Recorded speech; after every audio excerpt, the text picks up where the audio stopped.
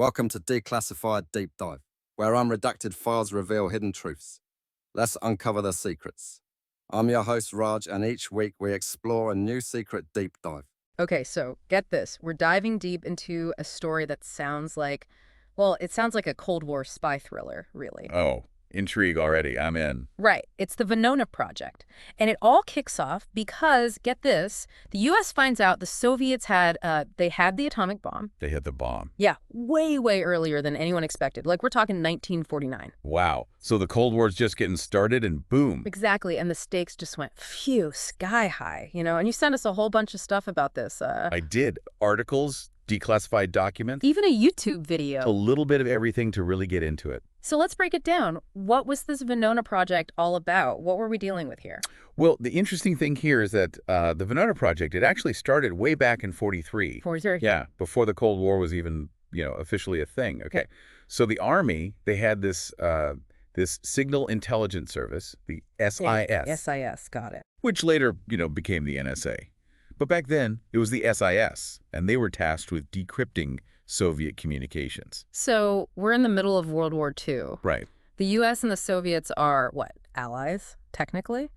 But we're already spying on them. Well, you got to remember there was always this underlying tension there. Even as allies, there was a sense of, mistrust, maybe. Yeah. Okay, that makes sense. Keep your friends close and your enemies closer, something like that. Right. And, there was one figure who was particularly suspicious of the Soviets, and that was Colonel Carter W. Clark. He was a big deal in the SIS. Okay, so this Clark guy, he's driving this whole Venona thing. He was definitely a driving force, yeah. Yeah. Pushing to figure out what the Soviets were up to. Now, this is where it gets kind of wild. So we watched that PBS Origins video you sent, and apparently it wasn't, trench coat wearing spies running this Venona project. Not quite, no. It was, well, they recruited all these brilliant women. A lot of mathematicians, yeah. Really bright minds. And they did it through, newspaper ads. Very discreet, though. Nothing that screamed top secret spy stuff. Right. Or these club meetings that sounded totally innocent. Yeah. You could imagine some of these women showing up thinking they were joining a book club or a knitting circle or something. And then, bam, they're deciphering Soviet messages. Crazy. Yeah. The secrecy surrounding Venona was extraordinary. I mean, can you imagine that? You're fresh out of college, sworn to secrecy, working long hours, maybe even 7 days a week, and you have no idea what you're actually working on, just that it's important for the war effort. Wow. Talk about dedication. Right. A lot of these women, they were just eager to contribute, to do their part, even if it meant sacrificing a lot and, not even knowing the full scope of their contribution. The video mentioned Jean Grabeel, Venona's first recruit. Oh, yeah, Jean, what a story. She was a home economics teacher from small-town Virginia, looking for a change of pace, and suddenly she's a code breaker. What do you think drew her to that? I think it speaks to the patriotism of the time, the sense of adventure. The country needs you and you step up, even if it means diving into the unknown. But they couldn't just hire anyone, right? These women had to be, they had to be sharp, really sharp. Yes, absolutely. The best of the best. They had to be incredibly intelligent, capable of thinking outside the box, and able to handle immense pressure. The video talked about Angeline Nanny, another Venona recruit, and they gave her this crazy test. Involved something called non-carrying addition. Non-carrying addition. Yeah. It's like you add rows of numbers. Okay. But you don't carry over any digits. That sounds tricky. Yeah. Pretty mind-bending. But apparently, she aced it. Well, it makes sense when you think about it. That test was designed to really gauge their aptitude for pattern recognition, that ability to manipulate numbers in unconventional ways. Like a mental puzzle. Exactly. But with numbers instead of, visual pieces. And we can't forget, the Soviets were using this system, one-time pads, right? Combined with code books. Right. And that was considered, practically unbreakable. Unbreakable. How so? So each page of this one-time pad, it's filled with random numbers. And each page, you only use it once. Then, poof, you destroy it. Okay. So it's like having a secret code for every single message you send. If you use it right, it's pretty darn secure. If you use it right, it's incredibly secure. Yeah. But of course, there's always a catch. Isn't there always? What happened? Did the Soviets slip up?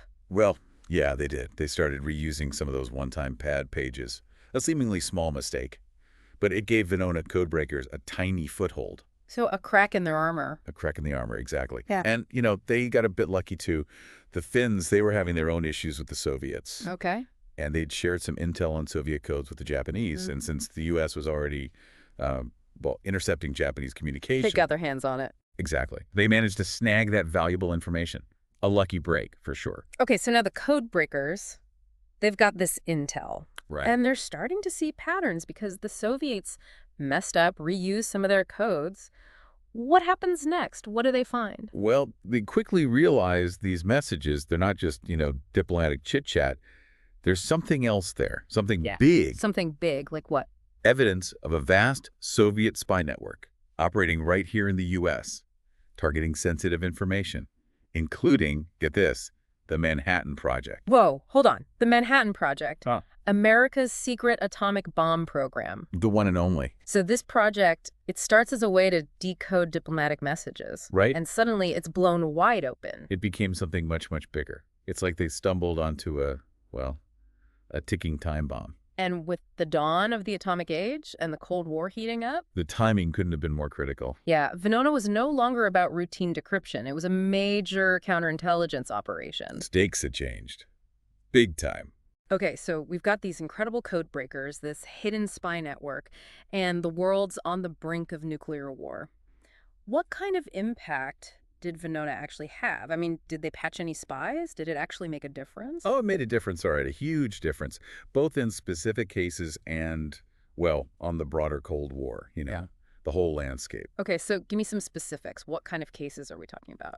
Well, for one, the decryptions, they actually provided concrete evidence to back up the stories of some Soviet defectors. Defectors. Yeah, people like Elizabeth Bentley, Whittaker Chambers. They had named names, but a lot of people were skeptical, Right. Like, how do you know they're telling the truth? Exactly. But then you have these Venona decrypts, and bam, they corroborate these stories. It was a game changer, really. It's like having a puzzle piece that suddenly makes everything click into place.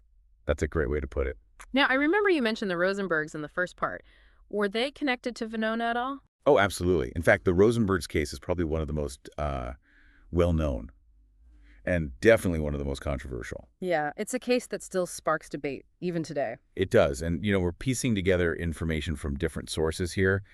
The Venona decrypts themselves, historical analysis, even Wikipedia entries, just to try and get the most complete picture. Right.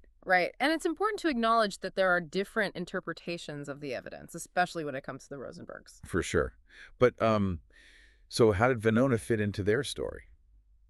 Well, the decrypts, they actually identified Julius Rosenberg by a couple of code names. Liberal and Antenna. Code names. Classic spy stuff. Right. So he was a key figure in a Soviet spy ring based in New York City. And the messages they revealed he was involved in, in recruiting other spies. Yeah. And passing along sensitive information, including details about, the atomic bomb. The atomic bomb, wow. And I remember reading that Ethel Rosenberg's brother, David Greenglass, was involved in the spy ring, too. Yes. David Greenglass. He was an army machinist at Los Alamos. Los Alamos, the heart of the Manhattan Project. Exactly. And Venona decrypts, along with testimonies from other spies like Harry Gold, they all linked Greenglass to the Rosenbergs. So this evidence was crucial during their trial. Absolutely. This is some pretty intense stuff. I mean, the Rosenbergs were convicted of espionage in 1951 and executed in 1953. And like you said, it's still a case that's hotly debated. It is. Some people believe that the evidence against Ethel, especially, was, it was pretty flimsy, and that they were really victims of, the Cold War hysteria that was going on. It's hard to know for sure what really happened, especially with all the secrecy and the political climate of the time. It is. It's a complicated story, but there's no doubt that Julius was deeply involved in Soviet espionage. Venona provides, undeniable proof of that. Besides the Rosenbergs, were there any other high-profile figures identified through Venona? Oh, yeah, there were a few. Another one was Alger Hiss. Alger Hiss? Yeah, he was a former State Department official. Yeah. Held some very high-level positions. Yep. Whittaker Chambers, who we mentioned earlier, he actually accused Hiss of espionage. Chambers, the former Soviet courier who defected. That's the one. So Hiss, he denied the charges vehemently, but then Venona decrypts came to light. Well, one message in particular from Iskak Akhmarov, the KGB's top illegal officer in the U.S., it really added weight to Chambers' accusations. So Venona is like this thread connecting all these different stories and people. It is. It's fascinating. It sheds light on all these, well, tangled webs of relationships and motivations and betrayals. Yeah, really paints a picture of the espionage world during that time. Exactly. It's not just about catching individual spies. It's about understanding the bigger picture, the workings of espionage during this era. And Venona gives us this unique perspective on that world. But it wasn't just about individual cases, right? I mean, Venona's impact, it went beyond that. It had to have affected the Cold War itself. Oh, absolutely. I mean, if you zoom out, look at the larger context. The Venona decryptions, they painted a pretty chilling picture of just how widespread Soviet espionage activities were. I mean, they had infiltrated sensitive government agencies, Wow. scientific institutions, even the Manhattan Project itself. So this revelation, it had to have impacted U.S. foreign policy. It did.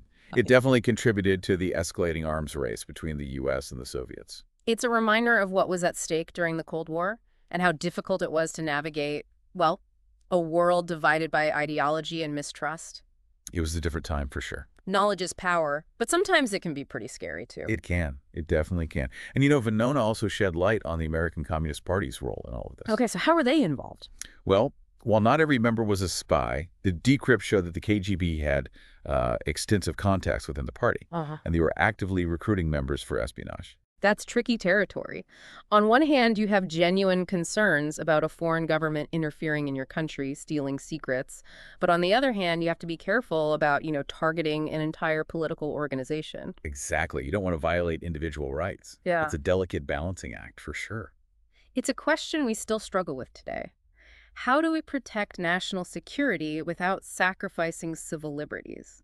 Venona doesn't give us easy answers, but it definitely makes us think about those fundamental questions. It reminds us that history's rarely simple. There are always competing narratives, conflicting evidence, moral ambiguities. It's hard to completely understand the past. It is, and it's crucial to approach these historical events with a critical eye. Examine the evidence from different perspectives. Avoid those overly simplistic interpretations. So we've talked about how Venona exposed this vast spy network, impacted specific cases like the Rosenbergs and Alger Hiss. We've also talked about its broader influence on the Cold War. But what about the project itself? What happened to it?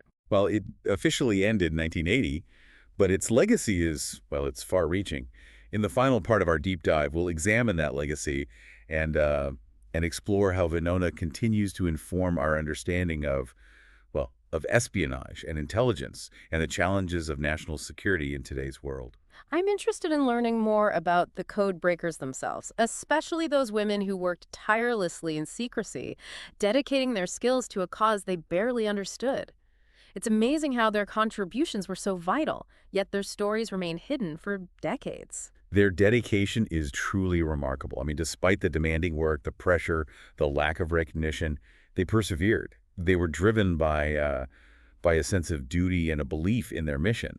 Even though they didn't fully grasp the significance of what they were doing, their efforts had a profound impact on history. It's a testament to all those unsung heroes who work behind the scenes, shaping the course of events, even when they don't receive the recognition they deserve. They're the hidden figures who make a real difference. We've been on quite a journey with this Venona project. We have. From Soviet spy rings to these incredible code breakers. It's been fascinating. But now that we've laid out the historical context, what about Venona's long-term impact? I mean, it ended back in 1980, but what are we left with? What are the implications, especially today? One of Venona's biggest legacies, and this is something that's still felt today, is its impact on intelligence gathering, specifically signals intelligence, SIGINT. SIGINT. So intercepting and decoding enemy communications. Exactly. And Venona was it was a huge win for SIGINT. It proved that even those seemingly unbreakable encryption methods. Like those Soviet one-time pads? Yeah, even those could be cracked. Yeah. With, skillful analysis. And a bit of luck, of course. So Venona kind of revolutionize the way the U.S. approached intelligence. It definitely changed the game. It led to a massive investment in code-breaking capabilities, technology too, and that investment. Still going strong today. I mean, in a way, we can trace the whole modern world of cybersecurity and intelligence back to Venona's successes. It's a direct line, really. And thinking about Venona, all that collaboration, The Army's Signal Intelligence Service, the FBI, eventually the CIA, all working together. Has that kind of interagency cooperation improved since then? That's a question that's always being debated, even today. After 9/11, there was a big push for better communication between agencies, more information sharing. But, there are always challenges. Like what? What kind of challenges? Oh, bureaucratic hurdles, concerns about protecting sources and methods, and just the sheer volume of information. It's overwhelming, really. So intelligence work, it's not just about technology then. It's also about, well, the human element. Communication, trust, effective analysis. It's all connected. You can have the most advanced technology in the world, but if the different agencies aren't talking to each other, if they're not sharing information, working together, well, it's all for nothing. And we can't forget the ethical questions that Venona raised, especially the balance between national security and individual rights. I mean, keeping the project secret for decades, sure, maybe it was necessary at the time, Maybe. but it led to, well, a lack of transparency and accountability within the government itself. That's the problem with secrecy, isn't it? Yeah. It breeds suspicion. When people don't have access to information, they start speculating, they start mistrusting, and that can be, well, manipulated, especially for political gain. And that's where McCarthyism comes in. Right. Venona did uncover real Soviet espionage. We know that. But it was also used by some, like Senator McCarthy, to justify his anti-communist crusade. Targeting individuals and organizations. Based on, often, very flimsy evidence. And it ruins lives. So intelligence, it's crucial for national security. We know that. Absolutely. But it can also be misused. And it can lead to, well, the erosion of civil liberties. Venona forces us to ask this tough question. How do we protect our nation without sacrificing the rights of our citizens? That's the million-dollar question, isn't it? And it's still relevant today, maybe even more so now, with global interconnectedness and all this surveillance technology. We live in an age of big data, sophisticated hacking tools. The potential for government overreach and foreign interference, it's greater than ever. And Venona serves as a stark reminder. We need oversight. We need accountability. And we need a healthy dose of skepticism when it comes to intelligence gathering. So where does that leave us? I mean, as citizens, how do we navigate all this? It feels like we're constantly bombarded with information. It's hard to know what to believe. Well, the lessons of Venona, they offer some guidance. We need to be informed, engaged citizens, willing to think critically about the information we see, question assumptions, and demand transparency from our leaders. And, we need to be vigilant about protecting our own privacy, our own civil liberties. So, Venona, it's a warning, but it's also a call to action. I think that's a good way to put it. This has been, well, an incredible deep dive. From the beginnings of the Venona Project to the work of those code breakers to its impact on intelligence gathering, the ethical questions it raises. It's clear that Venona's legacy is, it's complex and it's far-reaching. It's a story that continues to unfold even today as we face new challenges in the 21st century. But by understanding the past, we can be better prepared for the present. And maybe even shape a future where security and freedom can coexist. That's the hope, isn't it? Thanks for joining us on this deep dive into the Venona Project. We hope it's given you something to think about, maybe even inspired you to keep exploring those fascinating and often hidden corners of history. There's so much out there to discover. The truth is out there. Sometimes it's buried under layers of, secrecy and deception, but with a little digging, a little luck, and a lot of critical thinking, we can uncover it. That's what it's all about. Until next time, keep questioning, keep exploring, and keep diving deep. See you next time.